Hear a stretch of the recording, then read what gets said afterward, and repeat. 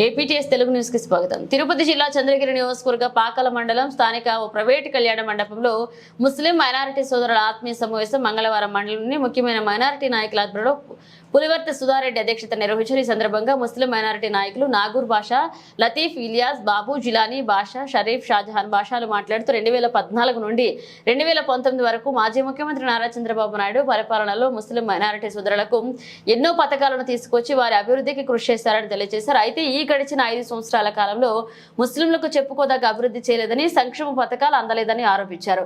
ఇక చంద్రగిరి నియోజకవర్గంలో ముస్లిం సోదరులు 10 సంవత్సరాల కాలం చెవిరెడ్డి భాస్కర్ రెడ్డి వెంట ఉండి ఆయన చెప్పిన పని అంతా చేస్తే మాకు ఎలాంటి పదవులు గాని అభివృద్ధి గాని చేయలేదని ఆరోపించారు. కనీసం ఈ 10 సంవత్సరాల్లో మండలంలో ఉన్న నీటి సమస్య, రోడ్లు, డ్రైనేజీలు వంటి వ్యవస్థ అస్తవ్యస్తంగా తయారైందని పేర్కొన్నారు.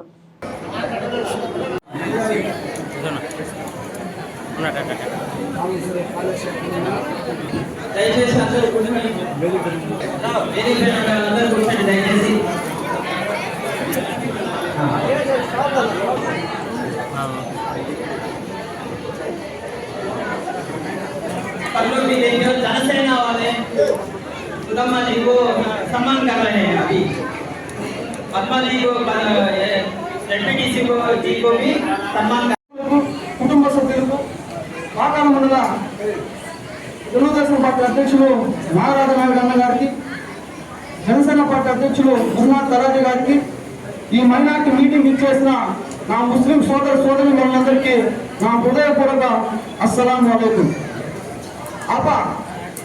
నా ముస్లిం మైనారిటీ సోదరులకి ఒకే ఒక ప్రశ్న అడుగుతున్నా. ఈ జగన్మోహన్ రెడ్డి గారి ప్రభుత్వంలో మీకు మేలు జరిగిందా అని చెప్పి అడుగుతున్నా.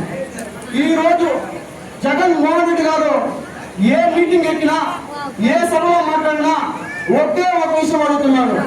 నా ప్రభుత్వంలో మేలు జరుగుంటే, న్యాయం జరుగుంటే నాకు ఓటేయండి మళ్ళా అని అడుగుతున్నాడు. ఈ రోజు నేను జగన్మోహన్ రెడ్డి గారికి ఈ ముస్లిం మైనార్టీ సందర్భంగా ఒకే ఒక ప్రశ్న అడుగుతున్నా. ఈ రోజు మీ ఇంటి ఉంటే మీ ఇద్దరు చెల్లెళ్ళు, మీరేమో రాష్ట్రం మొత్తం మేలు జరిగిందంటారు, కానీ మీ ఇద్దరు చెల్లెళ్ళు మాకు అన్యాయం జరిగిందని చెప్పి రోడ్డు మీదకి వచ్చారు. వచ్చారా లేదా? వచ్చారా లేదా? ఈ రోజు మన కుటుంబానికే మేలు చేయనటువంటి జగన్మోహన్ రెడ్డి గారు మన ముస్లింలకు మేలు చేస్తాడా? నేను ఒక్కసారి ఆలోచించండి. ఈ రోజు 10 రూపాయలు ఇచ్చి 100 రూపాయలు లాక్కుంటున్నారు ఈ జగన్మోహన్ రెడ్డి గారు, ఈ వైసీపీ ప్రభుత్వం. ఈ రోజు చూసుకుంటే అప్పులు చేస్తూ అభివృద్ధి చేస్తున్న వ్యక్తి జగన్మోహన్ రెడ్డి గారు. ఈ రోజు నేను ఒక చిన్న ఉదాహరణ చెప్తున్నా. ఎందుకంటే ఒక్కసారి ఆలోచించండి. ఈ రాష్ట్రం కూడా మన కుటుంబం లాగా ఉన్నా కదా. ఈ రోజు మన కుటుంబంలో ఒకరి సంపాదన 30,000 ఉంటే 70,000 అప్పు చేసి 1,00,000 రూపాయలు ఖర్చు పెడితే కుటుంబం ఏమవుతుంది? రోడ్డు మీదకి వస్తుందా లేదా? రోడ్డు మీదకి వస్తుందా లేదా? ఈ రోజు జగన్మోహన్ రెడ్డి గారు చేస్తున్న అప్పు కూడా అదే, ఈ రోజు చేస్తున్న తప్పు కూడా అదే. ఈ రోజు 10 లక్షల కోట్ల రూపాయల అప్పులు చేసి సంక్షేమం అంటూ ప్రతి ఒక్కరికి పంచబెడుతున్నారు. ఒక్కసారి గమనించండి. సో ఇక్కడ స్టేజ్ పైన ఉన్న వాళ్ళు కానీ మీరు కానీ ఎవరు చెప్పకండి, మిగతా వాళ్ళు సిఏఏ అనేదాన్ని అంటే ఆ యాక్ట్ అంటే మనం ఎక్కడి నుంచి వచ్చామో, ఏ దేశం నుంచి వచ్చామో ఆ రిజిస్టర్ ఎంటర్ చేయడానికని రుజువులు అవన్నీ అడిగినదే. బీజేపీ ఆ బిల్లు ప్రవేశపెట్టినప్పుడు దానికి ఏ పార్టీ మద్దతు తెలిపింది? ఎస్, వైసీపీ ప్రభుత్వం ఆ బిల్లుకు మద్దతు తెలిపింది. దానికి అర్థం వాళ్ళు బీజేపీతో కలిసి పనిచేశారా లేదా? దానికి చేసినట్టు అర్థం సపోర్ట్ చేస్తే అదే కదా. कोई सोच भी नहीं रहा है. बीजेपी से तो अभी टाइप है, ये सब मिलके लग रहे हैं अभी, लेकिन बीजेपी सीएए एक्ट बोल के एक लेके आया, उससे हमको तकलीफ होता है, नुकसान होता है. सो आपका सवाल, हर एक मन का सवाल ये है, आप भी इसको सपोर्ट करते हैं क्या बोल के. सो मैं क्या चाहती हूँ, सवाल आपसे मैं पूछती हूँ. इधर बहुत क्या बोलना, चारा తెలివితేటలు ఉన్న लोग बहुत लोग बैठा हुआ है इधर. सो हर एक कोई भी इधर से उठ के मेरे सवाल को जवाब दीजिए प्लीज. ఎందుకంటే మీకు పూర్తిగా అవగాహన ఉంది ఈ చట్టాల పట్ల, ఏం జరిగింది, ఏం జరగబోతోంది, తెలుగుదేశంలో ఉన్నప్పుడు మన ముస్లిం సోదరికి, ముస్లిం కమ్యూనిటీకి ఏం జరిగింది, ఈ 5 సంవత్సరాల్లో ఏం జరిగింది, అప్పుడు మంచి జరిగిందా, ఇప్పుడు మంచి జరిగిందా? సో మొట్టమొదటిది సిఏ బిల్ని రాజ్యసభలో సపోర్ట్ చేసింది ఏ ప్రభుత్వం?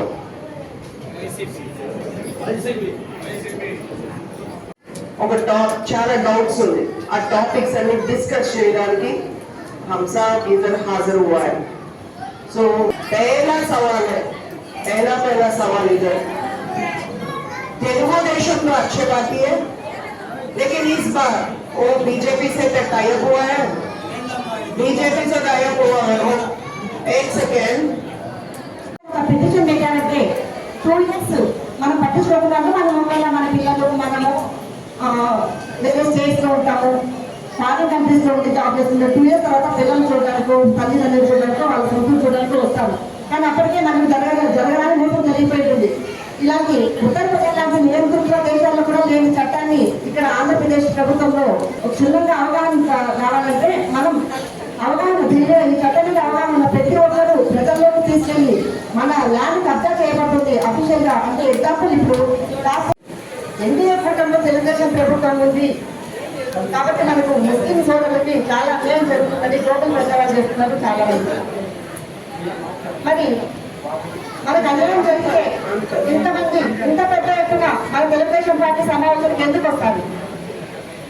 దానికి ఒక ఉదాహరణ, నేను భద్రాల పంచాయతీలో ఎంతమంది ముస్లిం మైనారిటీ సోదరులు మన పార్టీలో జరగడం ఇద్దరు చూశారు.